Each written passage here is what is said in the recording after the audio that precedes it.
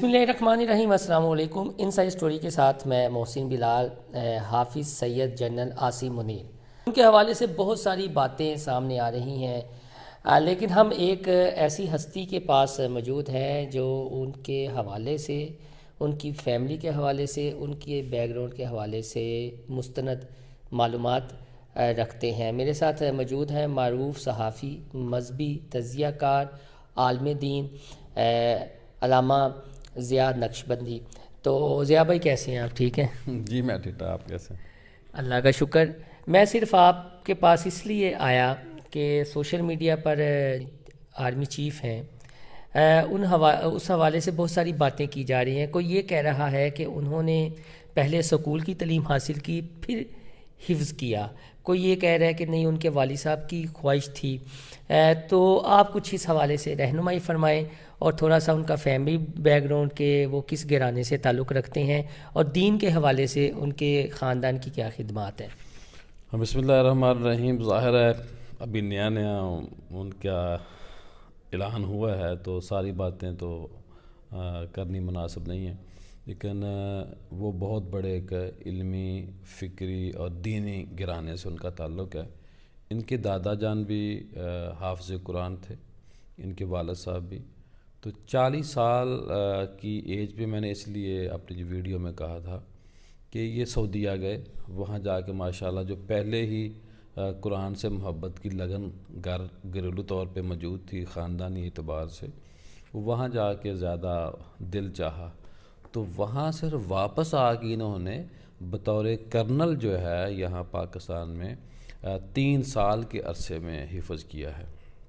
اور میں یہاں یہ بھی بتاؤں کہ ان کے والد صاحب اور یہ سارے بچے ٹوبہ ٹیک سنگھ سے ہیں بنیادی طور پہ۔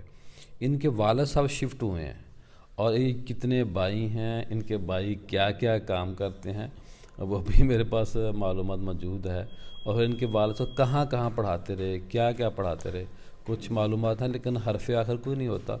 لیکن ظاہر ہے ساری باتیں کرنا زیادہ مناسب نہیں ہے، کیونکہ آرمی چیف یہ بنے ہیں، ان کا خاندان یا ان کے بھائی نہیں بنے۔ تو ہماری دعائیں ہیں ان کے لیے کہ اللہ پاک ان کا پاکستان کے لیے آرمی چیف بننا اچھا ثابت کرے۔ ضیاء بھائی یہ بتائیے گا کہ کچھ دوست یہ کہہ رہے ہیں کہ ان کا تعلق رحیم یار خان سے ہے، پھر پنڈی گئے، آپ کہہ رہے ہیں ٹوبہ سے، اور یہ آپ کی بات بالکل درست ہے کہ آرمی چیف وہ بنے ہیں، ان کے فیملی ممبرز نہیں۔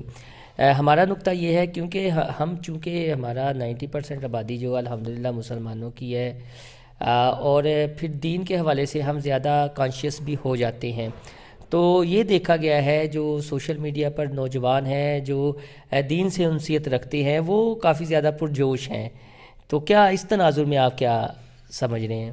دیکھیے، کوئی بھی جو علم ہوتا ہے اس علم کا فائدہ ہوتا ہے، وہ کوئی ڈاکٹر ہو، انجینئر ہو، تو وہ جب کوئی انجینئر آرمی چیف بنے یا صدر بنے یا وزیر اعظم بنے تو وہ اپنے معاملات کو قریب سے دیکھ سکتا ہے کہ میرے دائیں بائیں، انجینئر کو دھوکہ نہیں دے سکتا۔ تو یہ اس لیے اچھا ہے کہ یہ اسلامی جمہوریہ پاکستان لوگوں کو قرآن سے محبت، اب فیفا میں جو ہوا ہے تلاوت ماشاءاللہ، تو یہ ہمارے دل کے اندر قرآن سے محبت موجود ہے، تو یہی ہے۔ لیکن یہ ان کی بیوٹی ہے، ان کی پاور ہے، اور اللہ پاک ان کا حافظ قرآن ہونا جس طرح بابرکت ہے، ان کا آرمی چیف بننا بھی بابرکت بنائے۔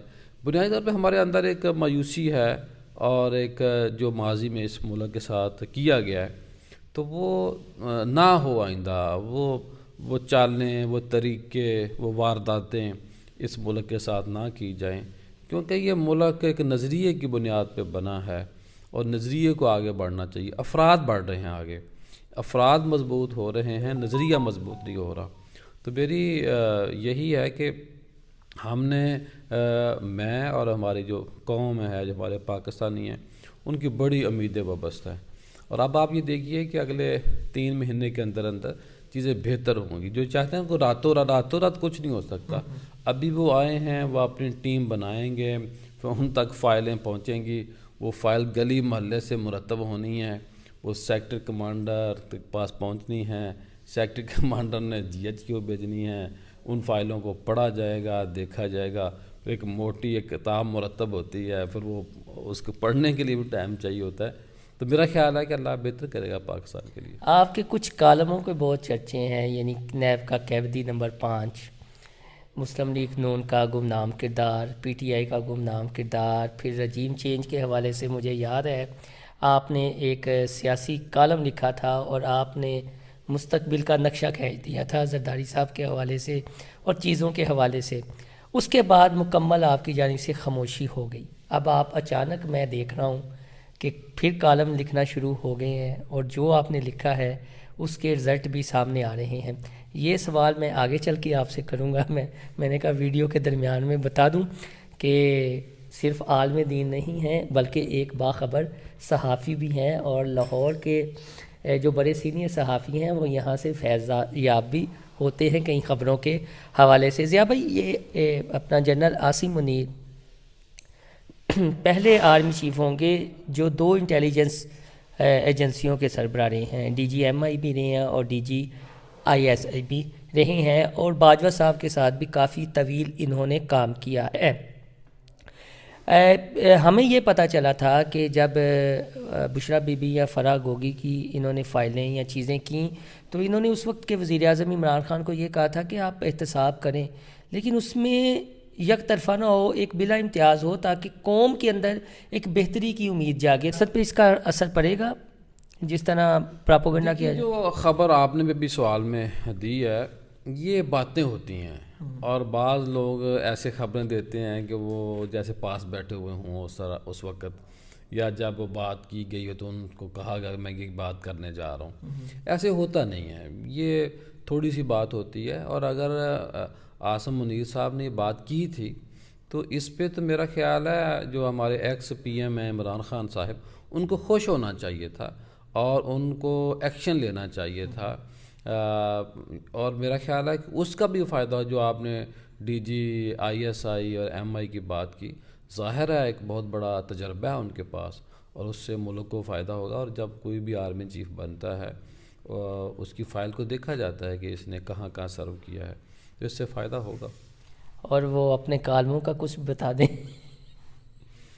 کالم دیکھیے، ایک تو ٹائم نہیں ملتا، سچی بات ہے لکھنے کا، اور پھر جو لکھنے کو دل کرتا ہے وہ چھپتا نہیں ہے، اور اگر وہ چھاپنے کے لیے تیار ہوتا ہے اپنا دل کہتا ہے کہ ابھی کام کرنا ہے یا زندہ رہنا ہے ابھی. تو بہت ساری باتیں ہوتی ہیں، لیکن آپ کو پتہ ہے کہ جہاں آپ تشریف فرمائیں یا ہماری اعلیٰ امین اکیڈمی جو نیڈی بچوں کو C S P M S کرو، یہ بھی بہت بڑا پروجیکٹ ہے. تو اس کے اندر ہی میں دن رات اپنے آپ کو مست اور ملنگ بنا ہوا ہوں اس کام کے اندر. دعا کریں اللہ پاک اس ادارے کو کامیابی دے. کالم میں یہی چاہتا ہوں، سمجھتا ہوں کہ کالم یہ جو روز 6 کالم 5 کالم 7 کالم پرنٹ ہوتے ہیں، ان کی کوئی ویلیو ورتھ نہیں ہے.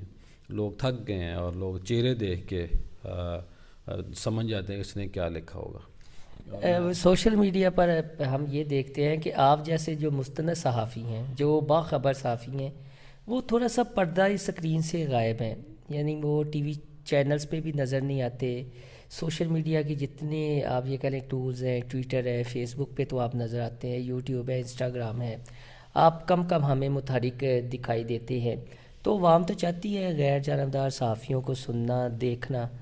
تو کبھی ارادہ میرے بھائی بات یہ ہے کہ ایک تو یہ ہے کہ میں پہلی بات اپنی مکمل کر لوں. بعض جو کالم نگار ہیں یا جو اینکر ہیں، جو تجزیہ نگار ہیں، لوگوں کو پہلے پتہ ہوتا ہے کہ اس نے کیا جواب دینا ہے، اس لیے لوگوں نے ٹی وی چینل کو دیکھنا بند کر دیا ہے. اور جو کالم ہمارے اخباروں میں پرنٹ ہو رہے ہیں آپ کو سارا پتہ ہے چہروں سے. میں یہ سمجھتا ہوں، میں یہ چاہتا ہوں کہ جب میں لکھوں تو یہ نہ میرے حوالے سے تاثر آئے کہ یہ تو فلاں پارٹی کا ہے. اوپن لکھا جائے، سچ لکھا جائے، لیکن سچ کو بھی بیان کرنے کے بڑے طریقے اور سلیقے ہیں. تو جو آپ نے بات کی ہے کہ آپ اور ایک تو میں اس قابل نہیں ہوں، سیکنڈ یہ ہے کہ یہاں جماعتیں کہتی ہیں کہ جو فلاں بندے کو بھی میرے ساتھ بلا لیں، اور یہ جو اینکر حسین کی بھی دوستیاں اور یاریاں ہوتی ہیں، انہیں بھی پتہ ہوتا ہے کہ میں فلاں دن فلاں بندے کے ساتھ بلاؤں گا. پھر یہ جہاں جہاں بیٹھ کے پلاننگ ہوتی ہے کہ کس دن کس بندے کے ساتھ یا کس خاتون ہماری جو بہنیں بیٹیاں بیٹھتی ہیں چینل کے اوپر، تو یہ پورا ایک سسٹم ہے کہ کس کو کس کے ساتھ بیٹھانا ہے، کس کو کس کے ساتھ لڑانا ہے، اور کس کو کس سے ذلیل کروانا ہے یا خود ہی کرنا ہے سب کچھ. تو یہ آپ خود ماشاء اللہ سمجھدار ہیں. تو میرے جیسے بندے ایک تو ہم بہت ہی قد کاٹ میں ہر اعتبار سے چھوٹے ہیں، لیکن میرا خیال ہے کہ جن لوگوں کے پاس ٹائم ہے وہ کر رہے ہیں، ان کی سبزی سیل ہو رہی ہے. اور لوگ چڑن کہتے ہیں، آپ سبزی کہہ رہے ہیں. سبزی بہت مہنگی ہو گئی ہے. مہنگی تو ہو گئی ہے، لیکن یہ بھی بہت مہنگے، اینکر بڑے مہنگے ہیں ماشاءاللہ. تو یہ سبزی جس طرح مہنگی ہوئی ہے اس طرح انہیں بھی روز ایک نئی سبزی پکانی ہوتی ہے. تو پارٹیاں جو ہے نا وہ کہتی ہیں کہ فلاں تجزیہ نگار کو بھی بلایا کرو. ہم کسی پارٹی کا حصہ نہیں ہیں، تو اس لیے کوئی ہمیں زیادہ ضرورت بھی نہیں، ٹائم بھی نہیں، اور ہمیں میرا خیال اسی لیے بلایا بھی نہیں جاتا. تو ضیاء بھائی لاسٹ میں بتائیے گا، جب یہ پتہ چلا لوگوں کو کہ اپنا چیف صاحب ماشاء اللہ حافظ قرآن بھی ہیں، تو ایک مخصوص لابی ہے جو ہمارے ملک میں آپ بہتر جانتے ہیں، انہیں یہ بات کھٹک رہی ہے، تو قوم تو توقع کیے بیٹھی ہے، تو یوتھ کو کیا پیغام ہے؟ دیکھیے، ایک تو جس نے کلمہ پڑھا ہے لا الہ الا اللہ محمد رسول اللہ صلی اللہ علیہ وآلہ وسلم، اس کو تو حافظ قرآن کوئی فرد ہو یا عالم چیف ہو خوش ہونا چاہیے. اور خدا نخواستہ وہ مسلمان بھی ہے اور اس کے دل میں ایسی بات ہے، جب حافظ قرآن کا لفظ کسی نے سنا ہے یا سنے گا تو پھر اپنے ایمان کی فکر کرے. ہم مسلمان ہیں اور ہم اس طرح نہیں، ہم ایک دائرے کے اندر جینے اور مرنے والے لوگ ہیں. ہم نے ہر طرح کی انٹرٹینمنٹ بھی لینی ہے، آگے بھی اپنے آپ کو لے کے بڑھنا ہے، ریاست بھی چلانی ہے، لیکن ہمیں سلجھے ہوئے نیک پارسا لوگ چاہیے. ایک پرسنل سوال جس کا میں نہیں شاہد بھی ہوں، میں بڑا خوش ہوا تھا کہ علامہ خادم حسین رضوی مرحوم کی حیات کے حوالے سے کوئی مستند کام کرنے صحافی، سینئر صحافی جا رہے ہیں. آپ نے ایک دو کالم بھی لکھے جنگ میں، وہ ریکارڈ پہ بھی موجود ہیں. کافی ڈیٹیل انفارمیشن تھی جو ان کا عام کارکن بھی نہیں جانتا، جو ہم لوگ بھی نہیں جانتے. وہ کیوں رک گیا سلسلہ، اور شروع کریں گے اس میں؟ اور یہ تو اندازہ ہو گیا کہ جس طرح آپ نے نیب کا قیدی نمبر 5 لکھا حافظ نعمان کے حوالے سے، اور جو ڈیٹیل بتائی، اس کے بعد علامہ خادم حسین رضوی مرحوم کی بائیوگرافی کے حوالے سے، اور اب موجودہ آرمی چیف کی بائیوگرافی کے حوالے سے، اسے ہم محض اتفاق سمجھیں یا آپ کا یہ ایریا آف انٹرسٹ ہے؟ نہیں، اصل میں میرا نا جنون اور شوق ہے. میں بائیوگرافی پڑھتا ہوں اور لکھتا ہوں. میری پہلی بائیوگرافی حامد میر کہانی مارکیٹ میں موجود ہے. محمد لیاقت کہانی جو کتاب ہے وہ پرنٹ ہو چکی ہے. سلیم صافی کہانی وہ تیار ہو رہی ہے. تو جو آپ نے بات کی ہے اپنا علامہ خادم حسین رضوی علیہ رحمہ کے بارے میں، علامہ خادم حسین رضوی صاحب کے بارے میں نے لکھا تھا، اور تاریخوں کے اعتبار سے لکھا تھا کہ کیا ڈیٹ تھی اور کیا سال کون سا تھا. تو مجھے یہ سعادت حاصل ہے کہ علامہ خادم حسین رضوی صاحب کو ختم نبوت کے موضوع پہ لانے والا میں بندہ تھا. میں سے بڑا ہم اور لوگ بھی ساتھ شامل تھے، لیکن پہلی خبر میں نے ان کی اخبار میں جاری کی، اور ڈاکٹر اشرف جلالی صاحب کی خبر بھی میں نے پہلی جاری کی. ان سے بڑی قربت رہی. بڑے انہوں نے میرے پاس وہ بائک کے اوپر بیٹھ کے کسی بچے کے ساتھ بیٹھ کے آ جاتے تھے. علامہ خادم حسین رضوی صاحب میرے پاس وہ رکشے میں بیٹھ کے تشریف لاتے تھے. ہمارا دفتر تھا شملہ پاڑی پریس کلب کے سامنے، تو وہاں پر اس وقت ویل چیئر پہ تھے، تو پھر وہاں پہ بھی تشریف لاتے تھے.